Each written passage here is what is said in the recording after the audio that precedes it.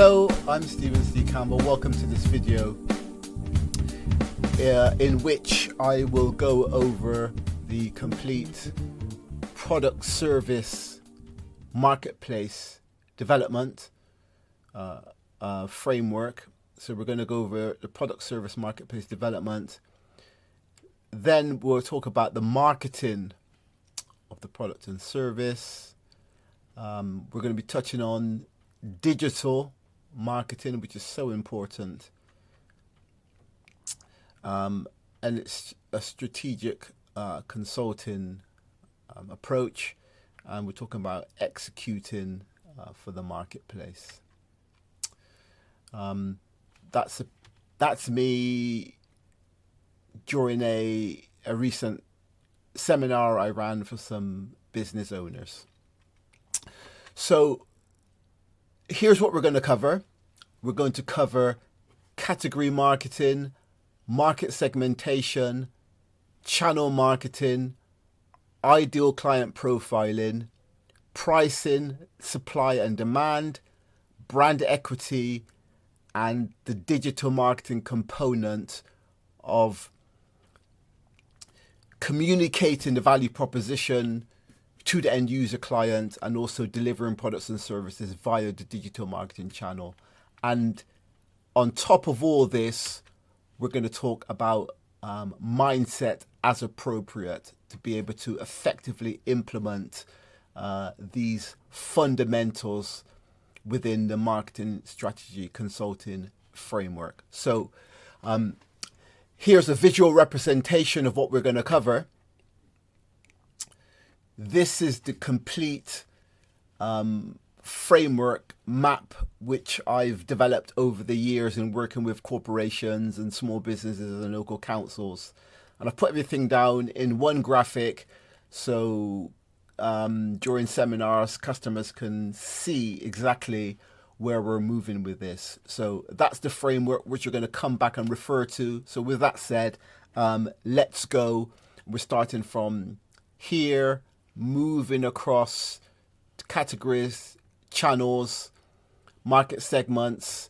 We're going to talk about ideal client profiling, search engine marketing, which is this component and this component here, pricing, and branding. So here we go. Let's go. So first of all, we're talking about category marketing. And on the graphic, we have the example of cars. So what we want to do as we work together is to continue to think about categorizing specific products or services. So all products and services fit within a particular marketing category. So what we'll be looking to do is to correctly define this. Market categories correlate to various other parameters such as marketing channels, segments, and pricing. So for example, cars, in our example, come in different marketing categories. Here we have sports utility vehicles, multi-purpose vehicles, soft-top convertibles, hard-top convertibles, 4x4s, hatchbacks, and mini cars, for example. So consider the marketing message that will be developed for cars that fit into specific marketing categories. And consider the various marketing categories that your products and service fit within. So here's the point. This is a moving thing, moving component of the overall marketing strategy framework. The car manufacturers now, just consider this, they're developing a marketing message for someone driving a two-seater sports car.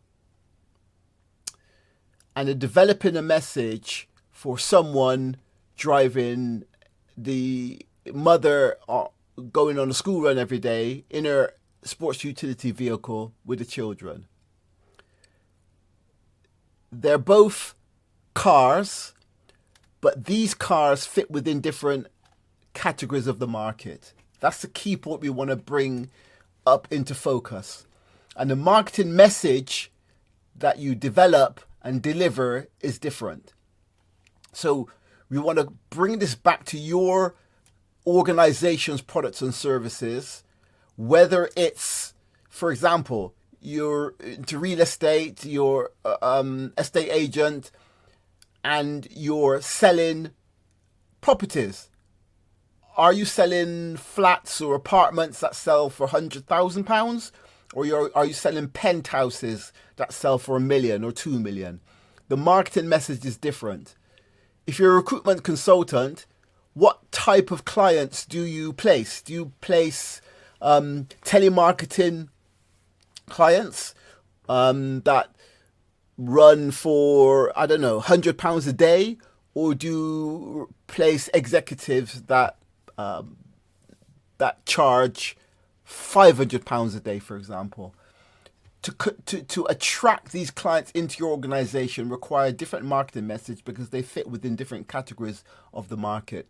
This is one component that we will be focusing on. And the next is from category marketing, we're moving on. So category marketing now is talking about the product and or service. We shift over to the other side of the spectrum to talk about market segmentation. That is defining specific sections of the market that we're going to be communicating to. Segments could be business to business or business to consumer. That would be the main thing. One of the main things to start talking about is: are we selling to other businesses, or are we selling directly to the end user consumer? And we have some examples here. In terms of business to business, we could be targeting marketing geographies. For example, we could be saying we want to sell our products and services into India, for example. Of course, there's a huge consumer base there, but we could just focus on selling to a distributor, and that distributor could then take care of the business to consumer component. This could be our top level marketing strategy, and we're happy with that. And we're looking at finding the right distributors to take our products to the end user. We could be looking to sell to businesses within a particular revenue range. For example, suppose our product or service cost £50,000 for one unit. Then, of course, if we find businesses which are doing £50,000, it's probably unlikely that they're going to want to buy, that they're going to be able to. Well, they can't buy 10 because 10 of our £50,000 products or service would be half a million. So in this case, we'd be looking for companies with specific revenue ranges, or in specific industries. We may have a product or service that actually fits with the can be used in different industries, and there's different ways to cut this business to business, because there could be different layers of business to business. For example, one company could sell to smaller companies. It's still B2B, so we could go to the top level company and they can take care of the other layers, or we could bypass the top level distributors and go directly to the next tier of companies, and we may be able to get our marketing message more directly communicated to those companies, and we may be able to realize higher revenue. So this is another component within market segmentation. In terms of business to consumer, we could be just talking about earnings potential. For example, we could be selling designer suits. We could be selling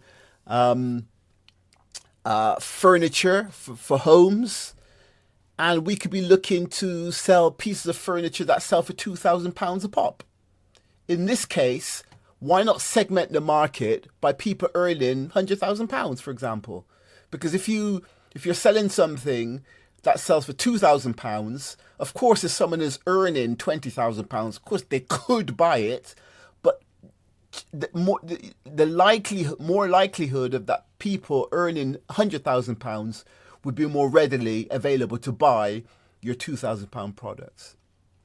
Gender's another one. For example, if you're selling women's clothing or underwear or something like that, or men's shaving material. Marital status, for example, you could be talking about something to do with children or schooling, and it may well prove beneficial to segment the market by marital status, whether someone's divorced or married or going to be married, for example. This is where the digital marketing can come into play, where we could use Facebook, for example, to find people who are engaged or going to be married, for example. Or ethnicity could be one. Skincare comes to mind. Different types of hair products come to mind, which could be targeted for different ethnicities. So this is market segmentation, and again, this is a moving and rolling process. So within the consulting, we work together. We'll be working on different components within the framework, but this is one which we will be touching on. So that's category marketing and market segmentation, and the next component is channel marketing. I say this connects the categories with the segments. And here's some examples of marketing categories. Now, bear in mind that marketing channels may readily be divided into two fundamentals. One is to communicate the value proposition of the company to the end user customer. And the other is to deliver products and services to the end user client. Get those. They're both marketing channels. Now, of course, to deliver products and services to the end user client, companies will have to digitize products. And when you do this, you can provide customers with immediate access. One strategy could be to digitize products and services. They pay, they get immediate access, and then we can follow up with a physical version of that product. Or you could just provide just complete digital. Obviously, if you're buying a car, you have to physically touch and get in the car. But now with technology, you can give people a real good feel of the look of the car, inside the car, the components, the stitching of the leather, the steering wheel, the dashboard layout, the boot, the engine. Everything can be digitized in video, for example. You have a full video explanation of the product and service of the car, for example. And one thing you could do